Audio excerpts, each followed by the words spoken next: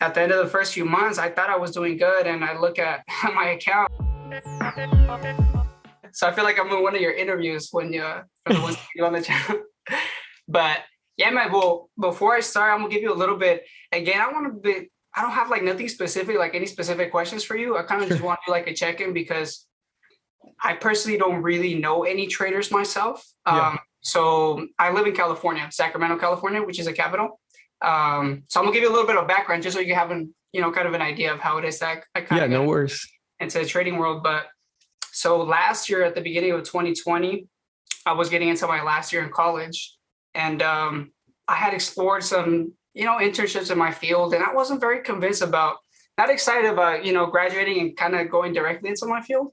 So I started looking into, what kind of business can I start? What kind of entrepreneurship thing can I do? And just like a lot of us, came across an ad from Tim Sykes at the Right. time. Yeah, I came across an ad with Tim Sykes.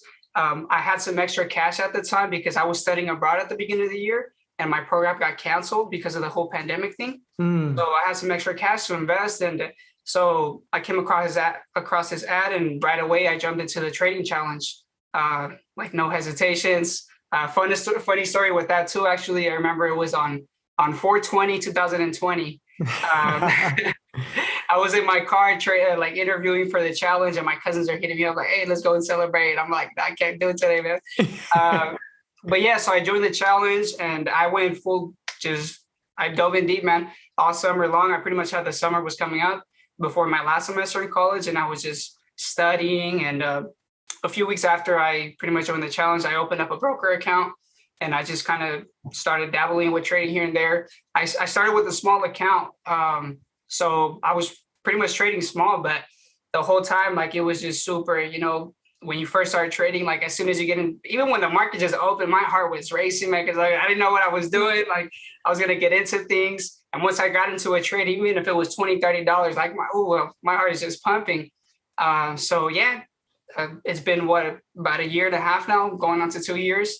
And it's crazy, man, to see the evolution that you have as a trader, with just everything. But another big reason why I wanted to reach out to you and just kind of, get your input on things once you hear my story more is because I'm still struggling with consistency, man. Up to this point, um, back in September, actually, I had my best year month ever.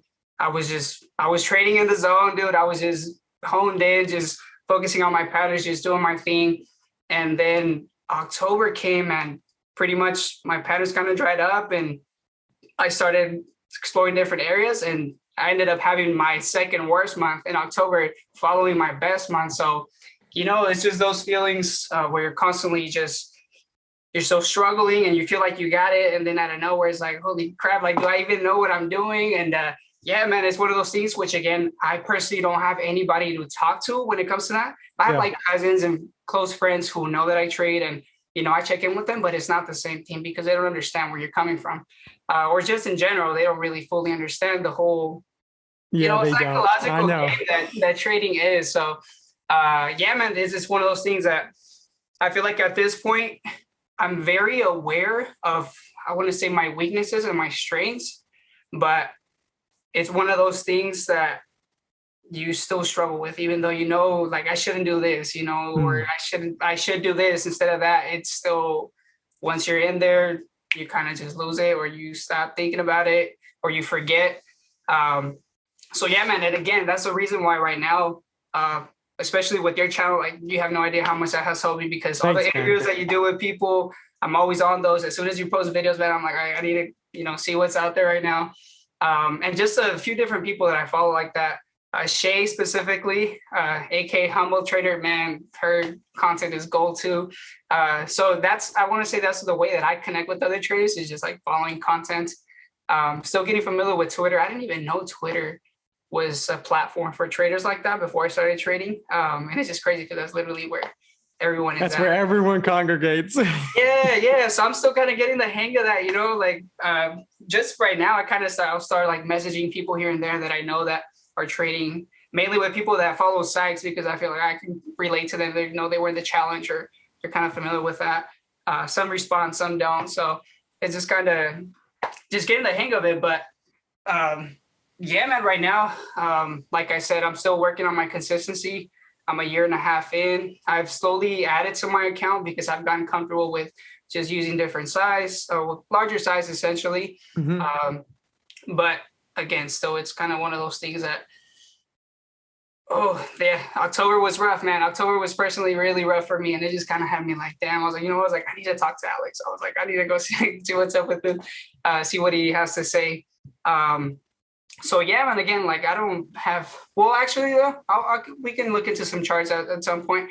Okay. But I feel like there's mainly just things that I want to hear from you personally that you even talk to with other traders. But I feel like coming from you, it'll probably hit different, Yeah, sure. No worries. No worries. I totally understand. I talk to traders one-on-one too, who I look up to constantly. And I'm like, hey man, I need to hear you tell me.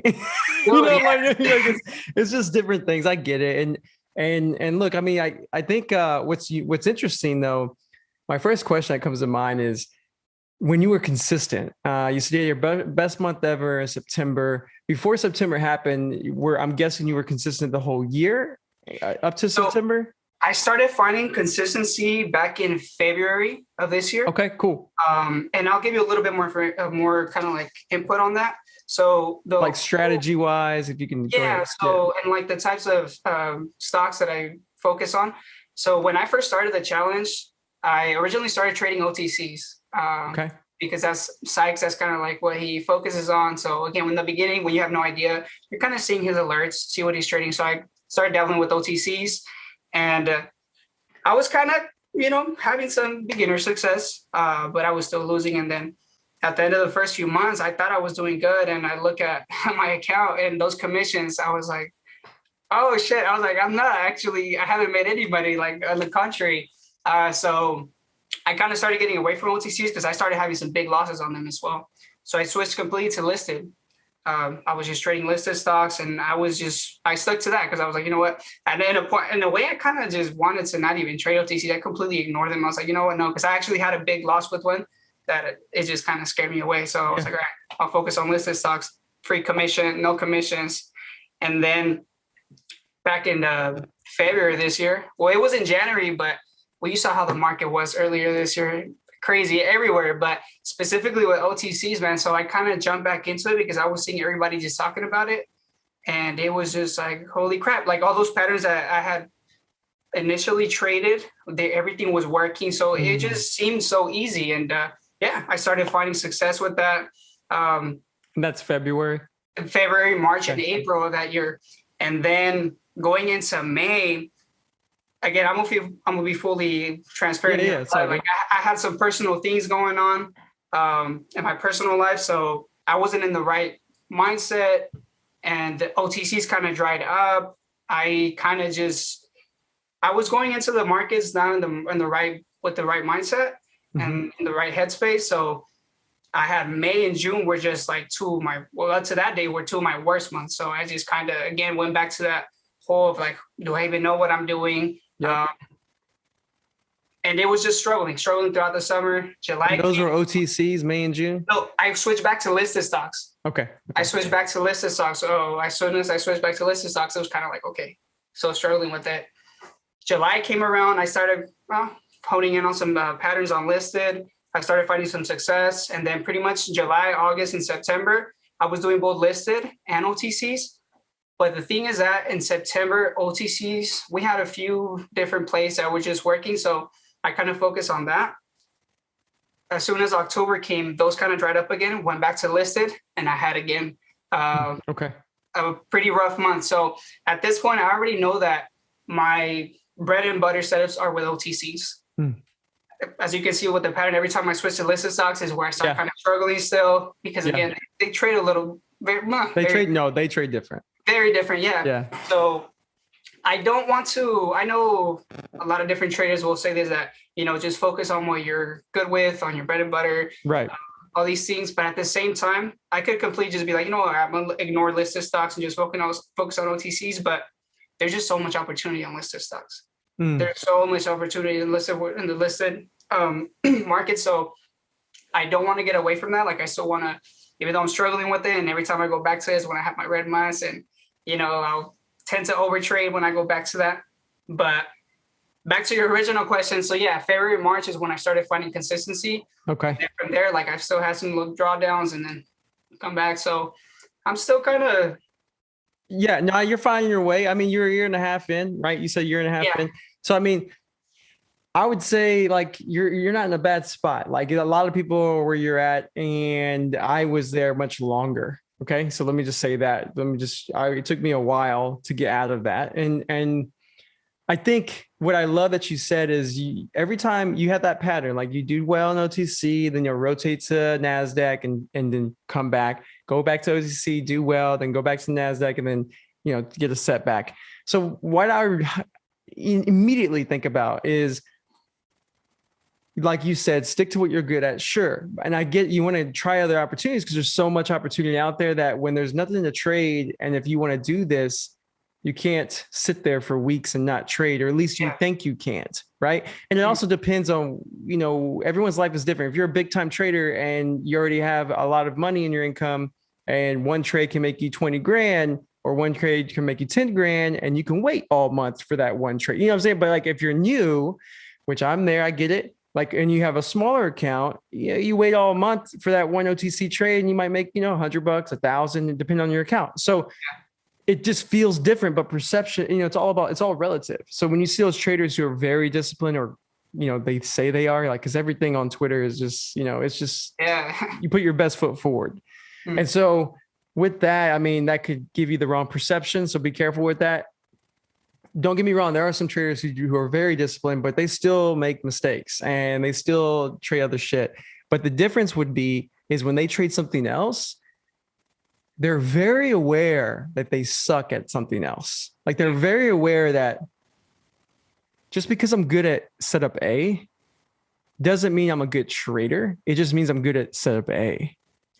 Because there's also, I know I'm going to get a lot of flack for this, but like, it's not like you're not a good trader, right? Especially when you're new, you're just good at trading a certain play. And every trader who tries something else, go talk to any trader, and they'll be like, yeah, they'll agree at least with this, that when they go and try a new setup, they're not trading it nowhere near the same size as their setup they like. Yeah. Okay. And I made that mistake. When I had my first year of consistency, I was like, oh man, I was like a whole year. I was like, you know what? I'm about to try this other stuff. And I did. And with the same size that I graduated to, which was so dumb. And when I did that, the losses weren't dramatic. Like in terms of I had more losses than I used to. I had more losses because it's a new setup, but it wasn't as dramatic as if I only risked $10, but if I was risking $200, $300 a trade on something I'm not good at, and I hit, then it starts to like really mess up my mindset. So what I've learned for me is, why not paper trade? Okay. Why not trade $1 risk, $2? Because you're not trying to make money at this point. You know what you're good at, your OTC. And OTC is very cyclical, whatever. Yeah. And so because of that, a buddy of mine, Cody Pavlak, he's a great trader, phenomenal trader. He trades OTCs mainly, and he'll take a whole 3-4 months off. But I mean, granted, he's in a different situation than us, right? But at the end of the day, he's not going to go trade something that he's not good at, right? And so if you're going to do that, though, because I get it, you want to expand your toolbox, you want to get better, you want to try new things, do it with a paper account, right? Or do it with small size. So if you're risking, let's just say you're risking $50 right now on your good setups, right? You're new, you're trying to get things, you're risking $50 per trade, but you feel good. I can do this. When OTC comes up, $50, no worries, every time. But when NASDAQ comes up and you're like, you know what? I love this setup because I'm trying to get good at, or I want to love it. Like I want to get good at this. I always see it, but I'm not good at it. So let me just risk $1, $5, something like that. So that way, if you lose, you could lose 10 in a row and not even impact a one loss on OTC. You know what I'm saying? Because your goal right now, at least in that moment, in my opinion, is to get familiar.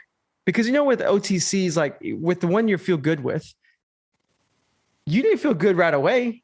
Like that took over time. And then over time, you start to get familiar with it. Then you start to get a feel. And then you got to feel with the setup. And then you're like, oh, like every time you saw it, you're like, oh, I'm ready. You know, like Yeah. you didn't come at it like I'm nervous because I'm not, I know this might be it, but I don't know if it's going to be like, it's a different confidence level.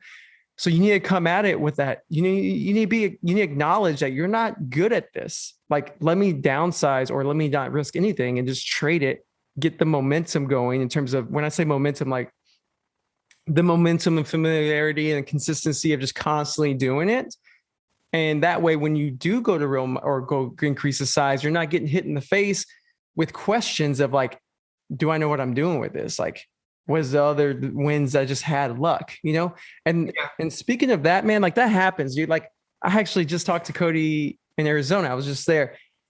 He might have been joking, but half-heartedly joking, but I know he was serious, and he may give me some flack, better not. But he was just saying, he was like, man, I was just trading this week and I felt like I went to the mirror and I was like, who the hell are you? Like, do you know what you're doing? And he said that. And he's been killing it. Yeah, he's been killing it.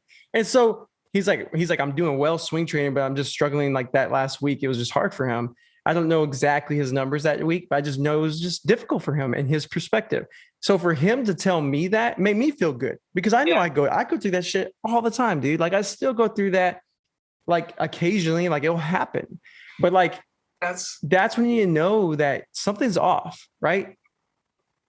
At that moment, you need to take a break, you know, take a step back and get some breather. Because if you're coming to the market with like a negative or some type of, as you mentioned earlier, a couple of months, you had the wrong mindset, it can really impact how you see things, how you trade things.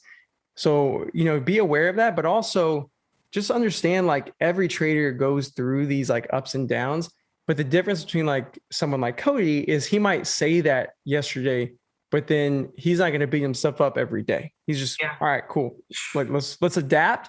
And the adaptation part is difficult. It's something that I'm learning more and more about myself because like I'll have like runs and then my strategy will still work, but because of the current market, I may need to take profits sooner.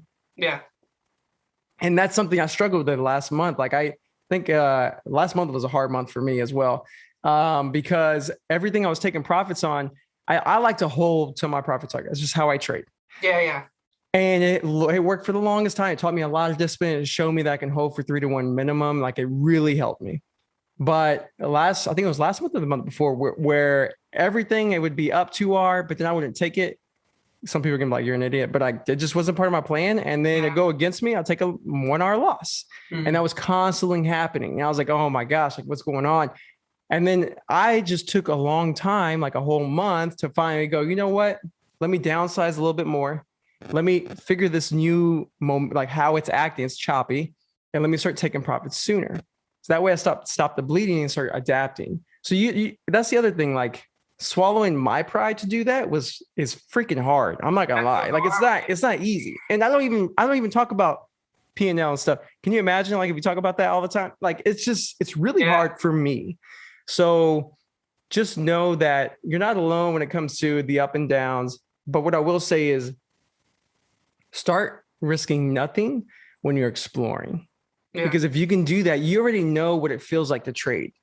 Remember the heartbeat, all that stuff, especially when you're new, you know that. So when you trade in your paper account or a small dollar risk, you'll still get that feel because you're trying to trade for real.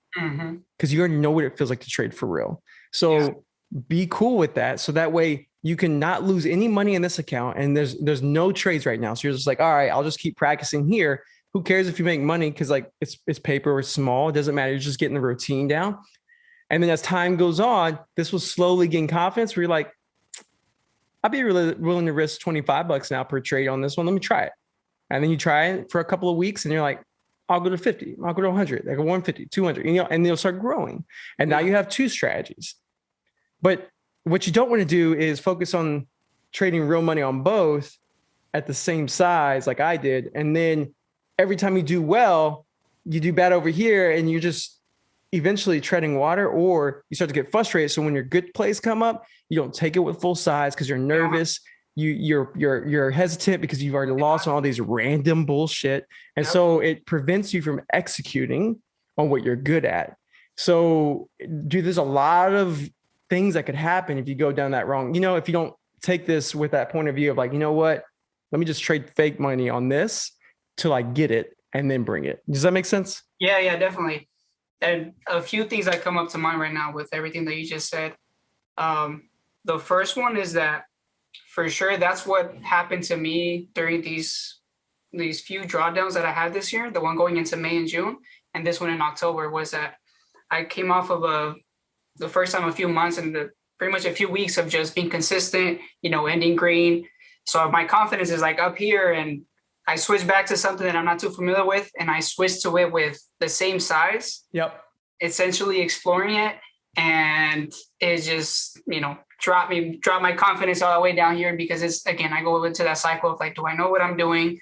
But again, what you're saying, like, we all experience this as traders, especially when you're doing something new. So that's one thing that I'm still kind of that I need to drill in my head. But when I'm testing something new, it's like, okay, you need to bring your size down or do, paper trading, which personally, I feel like for me, for my style, I would prefer just trading with smaller size to still get that emotional side. Yeah.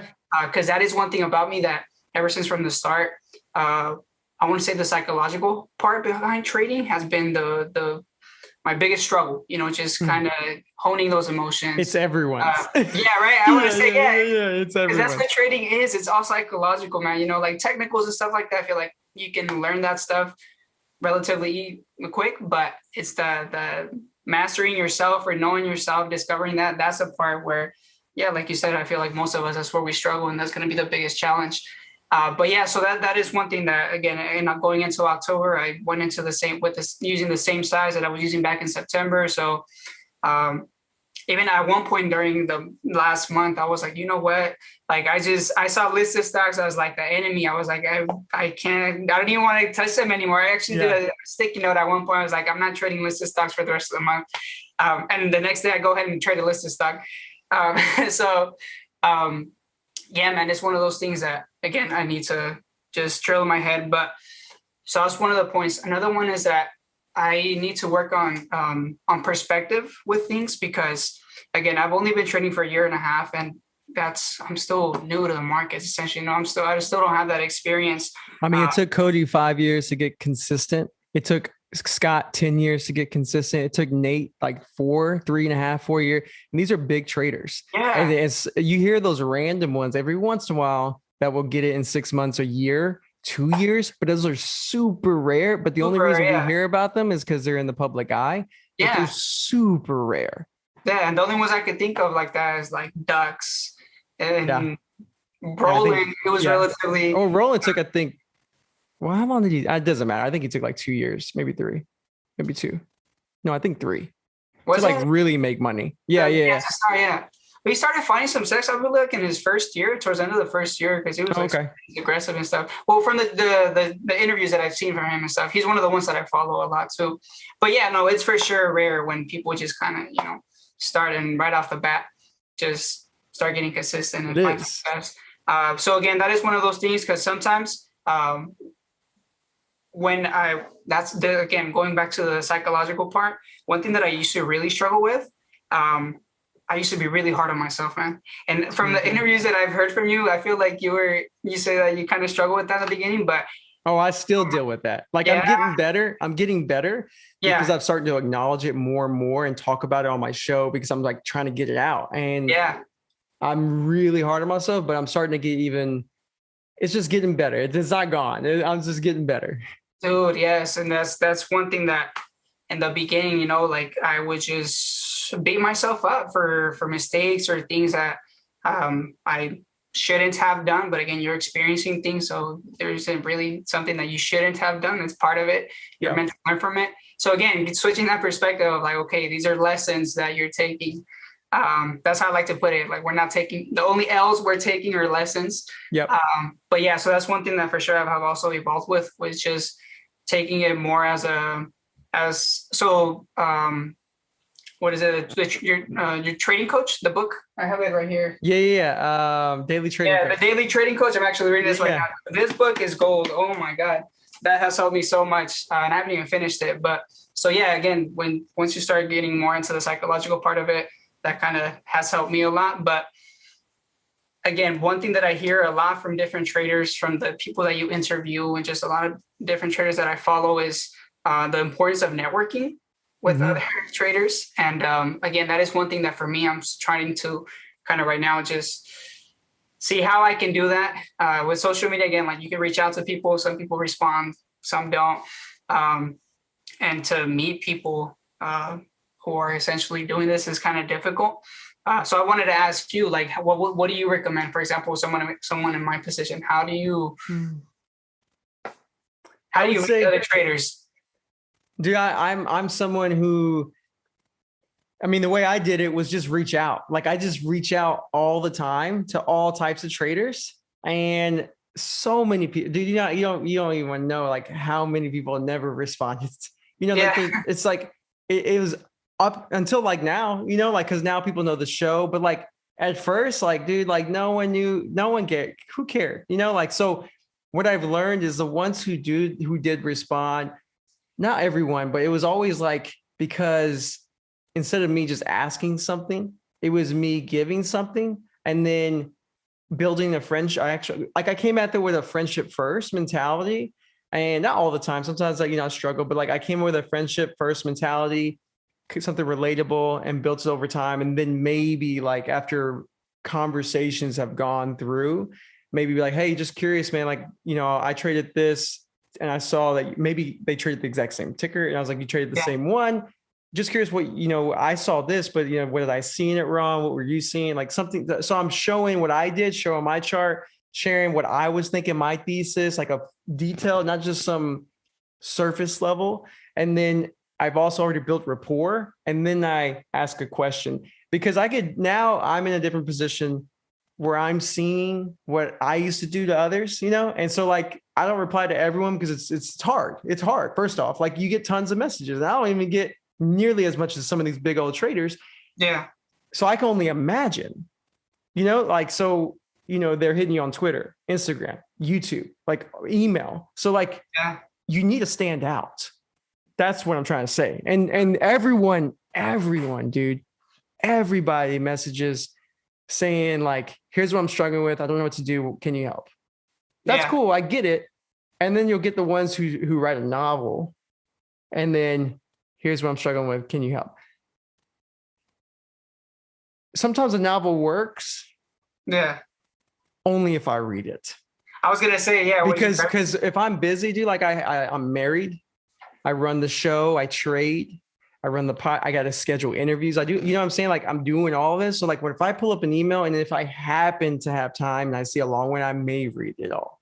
Yeah. But it's sometimes hard. It's sometimes hard because like I'm doing a lot of things. That's what these traders are doing. So if you can hit them right away with something that stands out, like if someone messaged me, and hopefully this doesn't start, but if someone messaged me something, I'm not going to say specific, but if someone messaged me something that you really, really have watched the show, and it wasn't just the first 5 minutes, the last 5, like you could tell you watched the show, because I'll get DMs from companies who want to sponsor, and they'll be like, yeah, they'll just give the first, word or the title of the show. I'm just like, yeah, you don't really know what the show's about, So like, if you have something that's relatable to them, something, maybe you see "Don't Look Back," and you're like, you have a sticker, believe in yourself. You take a picture, like that's relatable. Like if you took a picture of that and sent it to me, I'd at least reply. You know what I'm saying? Like, because I feel you on that. Like I love that kind of stuff. But like that's, everyone's different. But all I can say is like, you got to connect at a personal level, and instead of thinking about what can I learn right now, just put that on hold and just try to connect with people. And then later it will come. It will kind of organically come, because you'll be like, hey man, how was your week? Out of nowhere. And they'll be like, hey, I had a good week. How about you? Yeah. Boom. You know what I'm saying? Like, so you just can't rush it. And that's just my only 2 cents I can give on that. Have you ever attended a in-person conference for traders? Yeah, I went to a Sykes one a long time ago when I first got into the game, and I met a lot of people that way. Yeah, for sure. Yeah, I met a lot of people that way. I think that's where I met. Nah, I don't know if I met Roland there. Yeah, maybe I did, but I definitely met Gratani there. You I remember you mentioned this in one of your videos about how you worked with Roland at one point, or he was kind of mentoring or something like that. How did that happen? Oh, dude, I don't even know how I made that happen, to be honest. I got to go Yeah, back and I wonder if I saved those tweets. But I got lucky. Like I said, I message people all the time, yeah, and Roland never replied. And then he finally replied, and then I connected with him, and then I went to hang out with him for a whole week, and that yeah. was really cool. That was really cool. So you never know what could happen. I don't like Yeah, nothing I'm was gonna, planned. You know what I'm saying? Like, no, I didn't even have the show. I'm gonna Did I have the start. show? No, I don't think I had the show at that time. I'm about to Right. start messaging everybody right now, see who responds. Yeah, and just No, but and just it's there's no magic to that. It's just just build connections, and it's pretty much all I can say about that. yeah, cool. Okay, so another question for you. You started back in what was it, 2017, 16? I'd say 17, 18. So like 18, 19, 20, 21. Yeah, so 17. 17? And you started with Sykes, yeah? You, I did start off there. That's the first thing. Just like everyone else, they get hit with advertisements. I yeah, did that, and then I just went and explored all kinds of stuff, and then just came back and just kind of went with lone wolf at that moment. yeah. Did you do the challenge as well, or were you just part At of it? that time, I did take it, Yeah, and yeah, so I did. It was interesting. significantly cheaper then, by the way. Like Yeah, was way it? more now. Yeah, it's way more Yeah, now. yeah, yeah. That was a substantial amount, but I mean, it's a way to get started. I Oh no, personally, yeah. I yeah, mean, I mean, it was a lot then, but it's a lot now. Yeah, yeah, yeah, for sure. No, that's crazy, man. But so one thing, another thing that I've been looking into, and I'm actually working with right now, and I want to say for this part specifically, you and Shay, Humble Trader, Oh, have cool. Yeah. honestly inspired me and kind of motivated me to do so. But I'm working on pretty much starting a YouTube channel as well. Just again, I'm still new to the markets, but just the way that I benefit a lot from the content that you all put out. Um, I feel like there's some knowledge that I can definitely share with others. So that's one thing that I want to start working on, just sharing my journey, Yep. because, the point that I'm in right now, 2, 3, 4, 5 years from now, it's going to be something very different. So I kind of want to just journal that and just, again, share that with other people because, again, I benefit a lot from it from others. So I think there's a lot that we can share, even if it's the slightest thing. So no, yeah. So shout out to you guys for that. Because again, man, I'm telling you, your channel has influenced me so much and just helped me a lot with my, No uh, worries, man. I appreciate it. just my whole trading career up to this point. So with that as well, actually, I was gonna say, like, what do you recommend with like getting started with the channel? When you first started, what was your idea when you just kind of Hmm. It's still it's evolved, but my first thought was I want to be able to create something that in the future, regardless if I fail, because I don't know the outcome, but if yeah, regardless if I fail or make it, quote unquote, that my future family members could watch it and be like, hey man, like, here's what he did. He didn't, he did make it, he didn't, whatever, but he went for it. And that was my goal of creating it because I had no one watching me, dude. It was just me by myself talking about my experiences every day. If you watch the yeah, very beginning, and that's all it was. And so it was me talking to hopefully my future family. That's all I was thinking about. And as I've been doing it over time, that's still the core, but now it's evolved also to basically I'm constantly trying to think about how I can improve the trading community for the better, inspire others to help others. And mhm, that's the main now focus, but it's still the core of it is sharing everything I can to help my future family, which basically means I'm helping everyone else because I'm not trying to hold anything back from my family. Does that make sense? So like I'm always trying to attack it like that without so that way it comes like I mean, hopefully you see like I'm not your average YouTuber who talks about trading. Like it's yeah, completely no. different. Hopefully, I mean, No, hopefully, definitely no. Man. That you're probably. I think only you and Sherry are the only traders that I follow like that on YouTube specifically. I still get to come across people, but no, yeah, yeah, appreciate it. it's a different style for sure. So, um, Yeah, okay, I hear you, man. Well, yeah, again, your content is gold, man. So Thanks, man. you're doing what you're doing. I'm excited to see how you're gonna continue evolving, and it's just crazy to see all the different traders that you connect with right now and that you've built relationships with up to this point as well.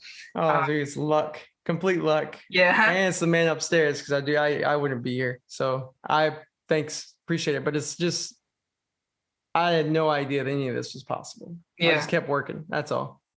nice, cool, man. Well, another just kind of like about yourself. So right now you're in Texas, yeah? Mhm. Cool. I was out in Austin a few weeks ago. Cool, cool. Yeah, it was my first time going to Texas myself, but I kind of just want to go explore. I know I was like, maybe I'll come across Matt or Brian. Yeah. They're Yeah. out in Austin. I was like, I'm about to pull up to the stocks and trade office, but they have over there or something. I was like, I need to meet some traders. So that's actually a big reason why I went out there. I was like, maybe I'll come across them. But yeah, man, that's another thing that I'm exploring right now. A lot of people say it's beneficial to be out here in the West Coast because of the time. Market opens here at 6:30, so that kind of helps in a way. Because actually, I work full time right now as well. Yep. So I'm usually trading the first couple of hours of the market, and then I'll get to go do my job. But at the same time, sometimes it's like, oh, it's a little struggle fitting everything in. So I feel like with time, Dude, I would do that. And if I was in California, I would have loved it. yeah, Personally. Like, are you kidding me? I can have 2 incomes coming in right off the bat. I never have to drop my great job. Like, hell yeah. Like I would, I would have easily done that. But it is what it is. yeah. And that's another thing with you, right? You shared that a lot about like the jobs that you had that you dropped at one point to fully focus on trading. I tried that myself for a few months, and I was like, I'm not gonna. Oh my God, it's hell. Dude, yeah, it puts a lot more stress on it. It puts so much more stress because you start focusing on making money instead of just a process. So yeah, no, that's one thing that for sure it was like I recommend to other people. It's like don't go fully into it like that unless you know that you have an edge on something specifically, or you really, once you do it after for so long, I feel like maybe you can do the switch. But yeah, that's a thing for myself that I'm still kind of, I have that side income coming in that's consistent, and it's like that allows me to kind of get into the markets. But I want to say still here and there, like I was explaining earlier, when I those drawdowns that I've had, I feel that sometimes I still come back to focusing on the money part. Yeah. And that's one that it kind of throws me off a little bit as well, because again, back in October when I started kind of, I came off of September just on a hot streak, and then October came and I started still trying to size in the same, was because it was like I was making this much money. How am I going to go down to making this, so yeah. And again, I want to say it was because I try to focus on the money part. It was like, all right, let me make money. Do you have your P&L just flashing in front of you while you trade? I don't know. I close it. Okay. Yeah. Do you peek at it while you're trading? I do peek at it. Yeah, that's so you basically have it open. So it's the same thing. Yeah. You should never look at it until the end of the day. I look at it once I'm like after a trade. So pretty much, Yeah, so that means that can mean your emotions fluctuate. Yeah. Look at that. So like you're doing well, you think you did kill it, and then you look at your trade and maybe it's not as good as you thought it was. Now you feel a little different. You know what I'm saying? Like you're still positive, but it's a little different. You know what I'm saying? Or or maybe you don't do well at all and you're mentally like, I just feel like I butchered that. And you look at it and it's green a little bit. You're like, oh, okay, cool. But then you're a little different now because you're like, maybe, you're not taking the right lesson there. You know what I'm saying? So like I really recommend, man, never peeking at it, dude. Like don't even peek at it until really like a whole week. Like if you could really challenge yourself to do that, I'm telling you, you're going to message me a week later and be like, oh my gosh, it's a breath of fresh air and I'm trading much better. And so almost everyone who I've told to at least do it for a week. Do it for a week. And then if you can do it for a week, do it for a full month. And you'll be shocked at how you do. You'll be shocked. Complete. Don't look at it. Don't look at it. Don't upload. Don't do track your trades for sure, but do not look at your profit and loss for like the whole week, the whole month if you can. I've only done the whole month twice. I've done the whole week multiple times, and now I do it at the end of the day. Like I just do it at the end of the day. Yeah. Like I don't care anymore, like as much, but don't get me wrong. If I have it in front of me while I'm trading, it does impact me. So don't look at it. Try the end of the day. If you can do that, try the end of the week. If you can do that, try a month. And if you can do that, you'll see how the detachment really helps you. And then when that detachment happens, you'll see how you'll trade different. And you'll see some things. I don't want to everyone sees something different, but I can tell you that you'll definitely feel a difference, and you're gonna be like, oh man, like I should have done this a long time ago. Yeah. I'm gonna try that. And I saw that with one of your recent videos. You were talking about that with the trader. He was talking about how he, turned off his P&L for a whole week because you had recommended that. I was like, I don't know if I could do that. I've never really tried it because it's always just been there. So I'm gonna see. I'm gonna try it out, see how it is, and I'll let you know. Yeah, man. How that goes. Because I want to say that's a big thing too. That with time you kind of get to experience different things with it when it comes to P&L. So taking it off fully. I've heard with Gritani was one of the first ones that I heard that from, where he just completely removed his P&L, and that kind of helped him out. So I mean, if everyone else, if some of the greats are talking about it, I'm saying, yeah. I think it's good to do. I mean, I think you don't lose anything, like just give it a shot. It's not going to change your outcome if you're still trading the same, like, but you'll be surprised when you do it. Yeah, dude, cool. I have a specific question out when it comes to a setup. Yeah. I know. Well, I know you mentioned that you've been going long more this year, but you're also. Would you say you're more of a short bias? I don't think so anymore. No. Okay. I mean, all my swings are all long. Yeah. Okay? So, and that's been for over 2 years. And then all my day trades, like I think 1 month was all long, like almost pretty much everything I made was long. I couldn't make money short that month. I think it was like 2 months ago.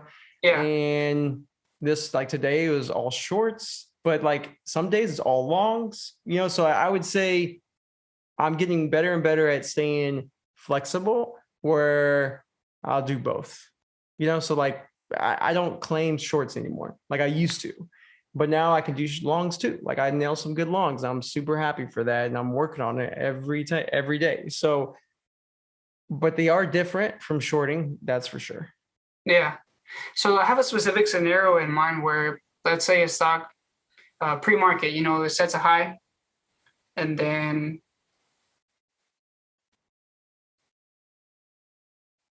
did you get disconnected?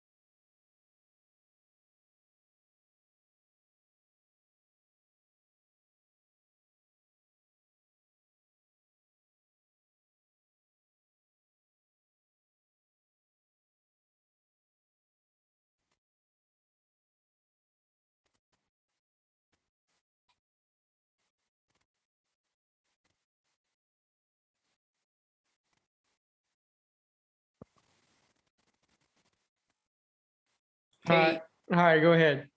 I think I got disconnected right there. Yeah, you did. Don't worry. Go ahead.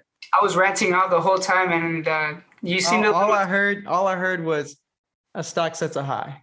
Okay, yeah, that was literally right. You looked too still at one point. I was like, wait, everybody's still. Oh my god, I was talking to myself. But yeah, so scenario. So you have a stock. It sets a high pre-market, and then market opens. It sets a new high. Okay. Kind of comes down. Let's say it's consolidating.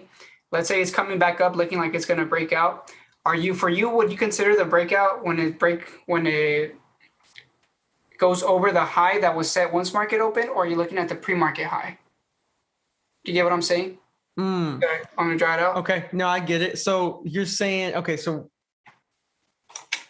the way I see things is I don't think it's okay. So when you say breakout, you just mean it's breaking out of a new price. I get that. Sure. Yeah. If you're talking about significant, that's a different question. You know what I'm saying? So like, if it's just pre-market has a high, then it comes down, opens up, sets a lower high, maybe, right? Yeah, lower high. And then comes here and then breaks that lower high, but still under the pre-market high.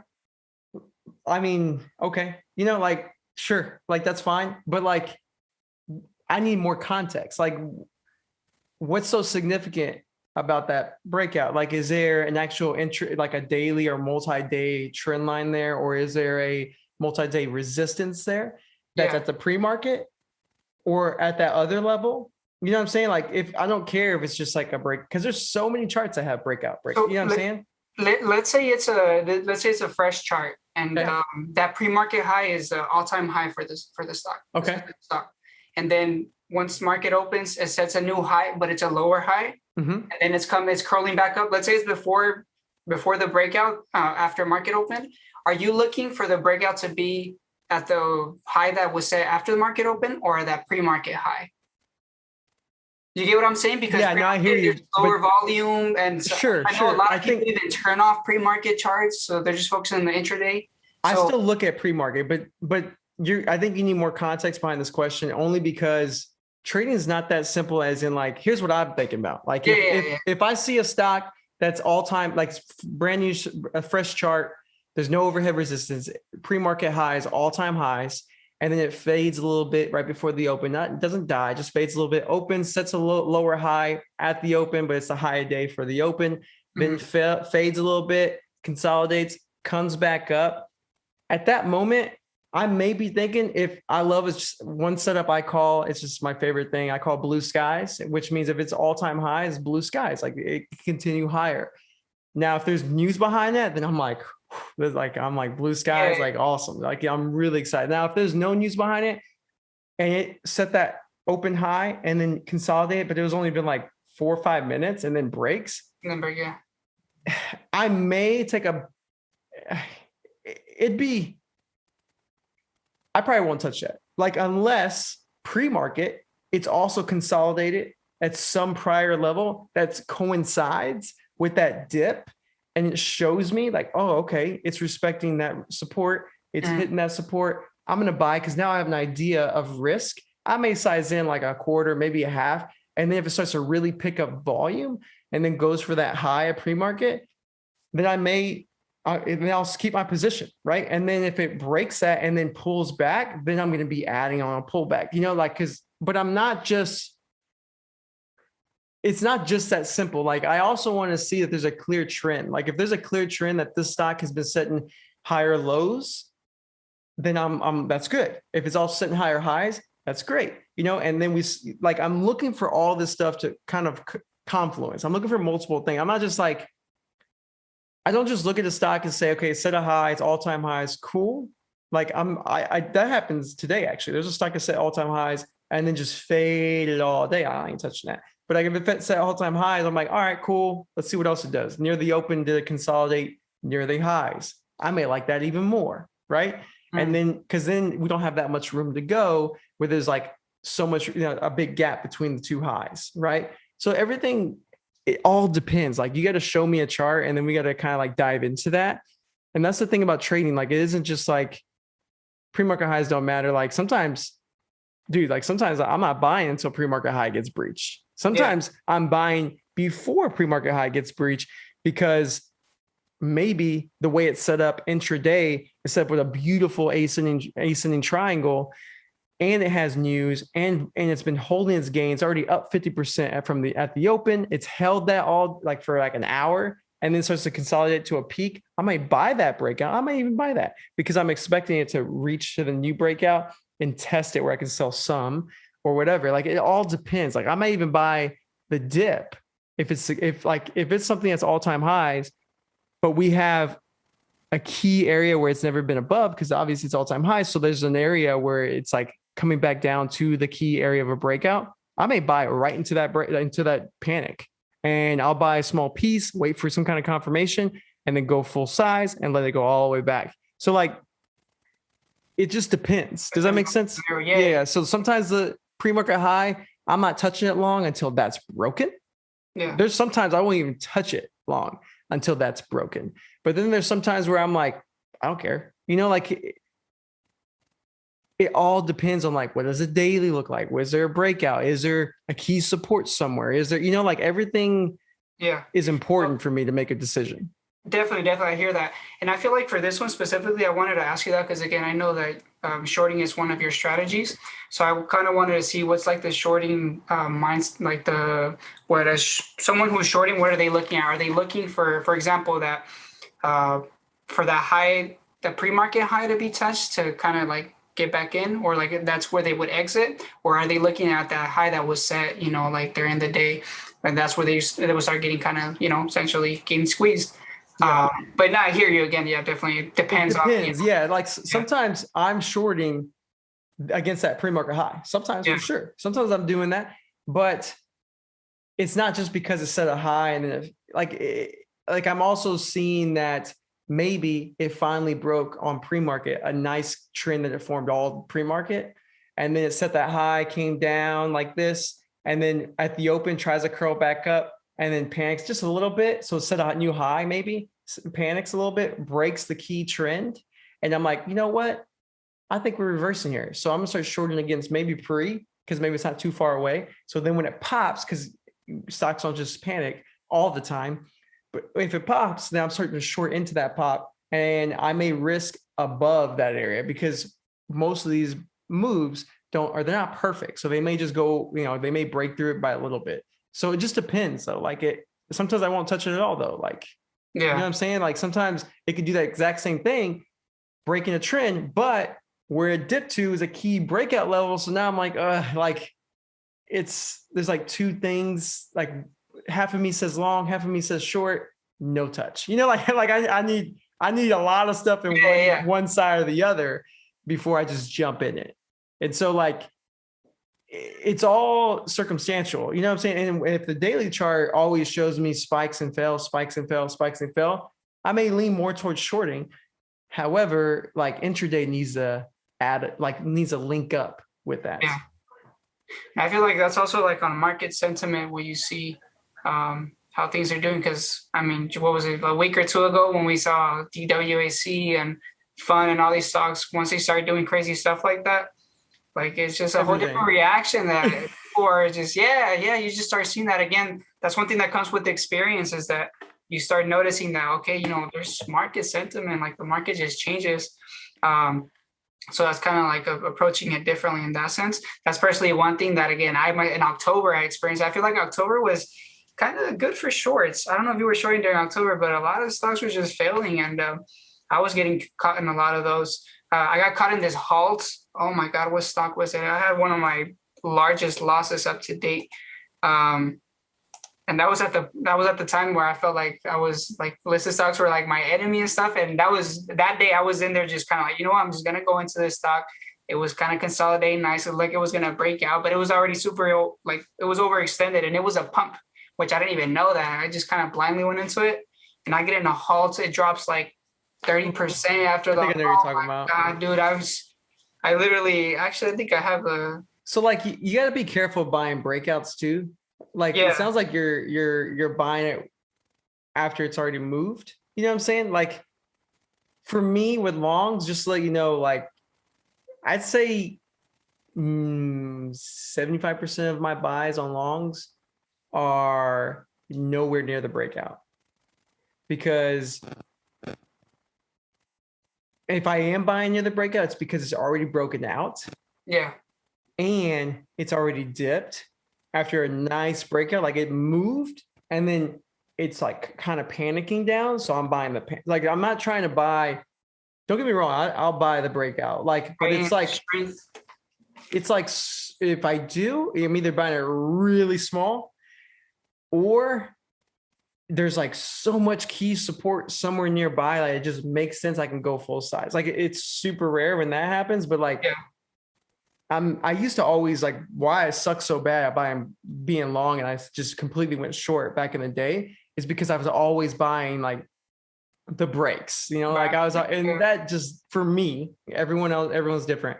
But for me, like that was just never, and even now, like that, like that's not how I trade anymore. Like longs, I don't trade like that. I'm buying the dips. I'm buying where people are panicking. That's where I'm buying because I'm a short seller and that's where I'm covering. So like, I'm like, you know what?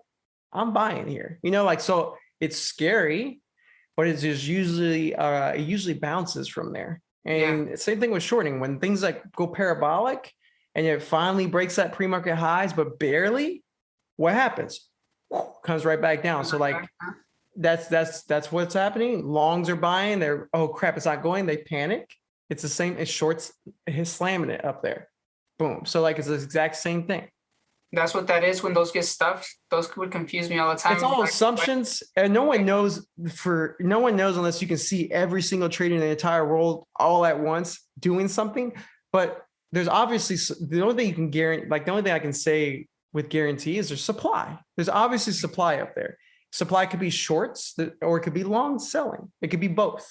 And so key areas of a chart, pivot areas, support resistance, all they are is key areas to pay attention to because that's where reactions happen. Like when you're along something, you probably pick the support level to risk off of. So when it gets there, you probably get nervous, right? And so when you get nervous, what do you think other people are doing? They're getting nervous. So when they get barely breaches, if you panic out and everyone else panics out and it barely breaks like 5 cents and then it starts to show a wick, you're like, damn. And like, that's where the longs who don't get shaken out, they're getting it. You know what I'm saying? So like, you start to, over time, like that helped me in longing was acknowledging that like, man, every time I panic out, it's probably where I should buy. Yeah.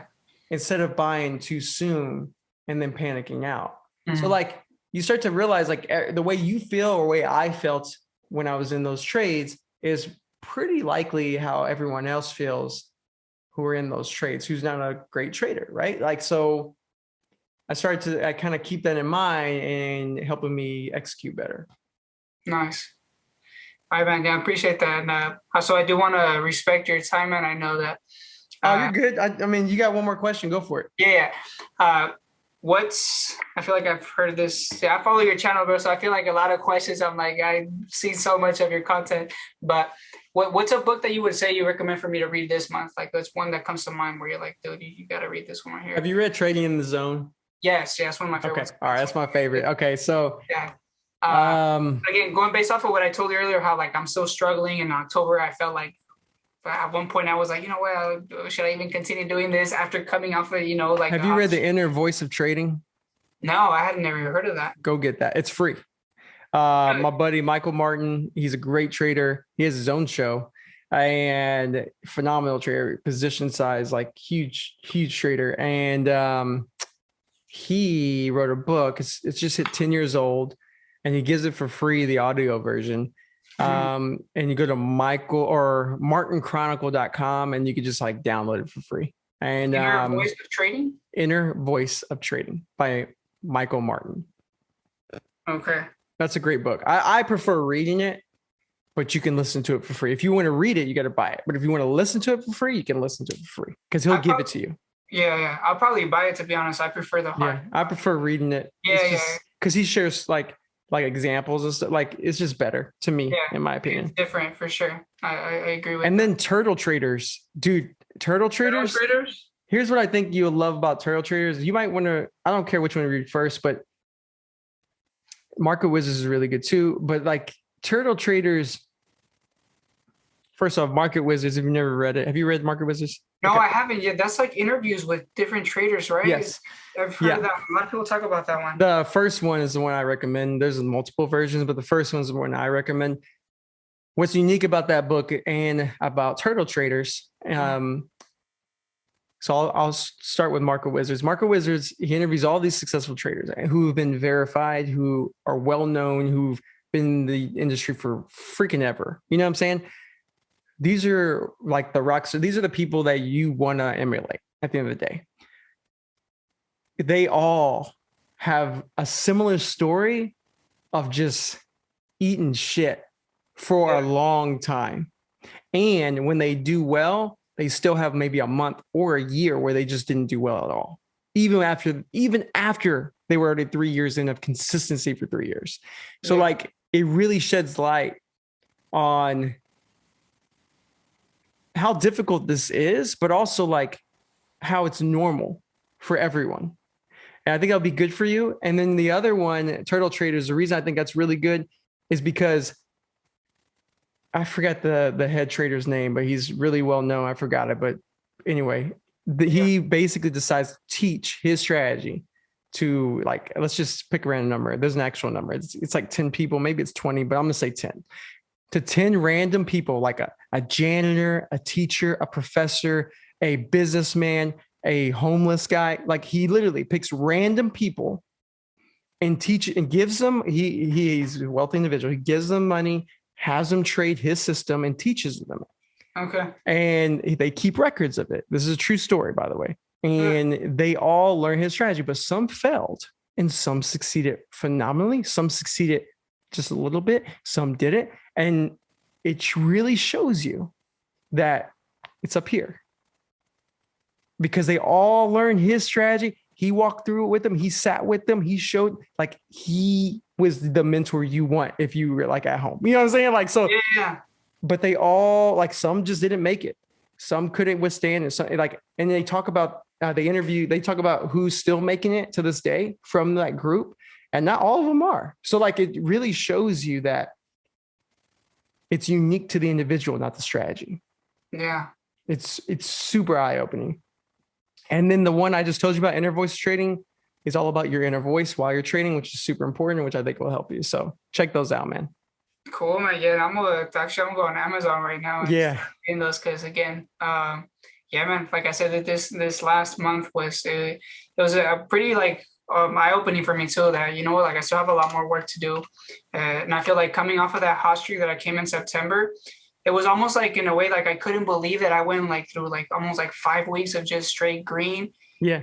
And it was like, wait, is that really? So when I had that first red week, I was like, okay, that's more normal. But then the second and then the third and the fourth came and it was just kind of like, holy crap, like, wait, what? So I feel like I even struggle with staying when I'm green, like, just staying there, like, and that the mentality that comes with, okay, like I'm actually. It's like self-sabotaging. I think it's, don't look at your P&L, dude. Yeah. I'll upload it for a month. Just do it. Just don't do it. And just trade your setup with, only your setup. And then when you want to trade other stuff, trade it with, really small and just do that. And I'm telling you, you'll start to feel different. You'll start to grow and then you'll just keep growing. You just like continue to grow and just know that you're going to have setbacks. I gave you the example of Cody and, like you're going to have moments where, you're not going to be happy with what happened, but just know that don't beat yourself up because it's not going to help. And instead of beating yourself up, go do something, go for a run. Running really helps me when I'm really upset. I immediately just go for a run because it really just like de-stresses me.